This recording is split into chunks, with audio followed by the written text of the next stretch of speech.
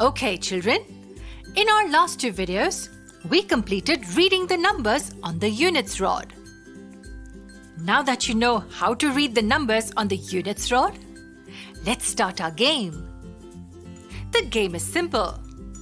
I will show you an image of the rod on the screen and you will have to read the number. Okay? But don't forget, you have only 5 seconds to tell what number it is. Are you ready? Here we go. The upper bead and one lower bead touching the center bar.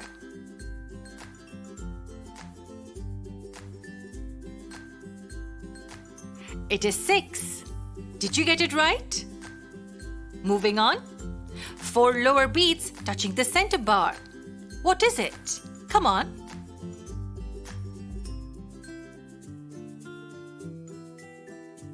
It's 4.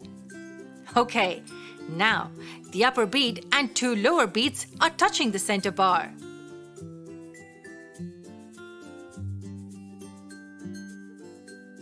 Is it 3? No, it's 7. Okay, now practice reading all the numbers on the abacus very carefully.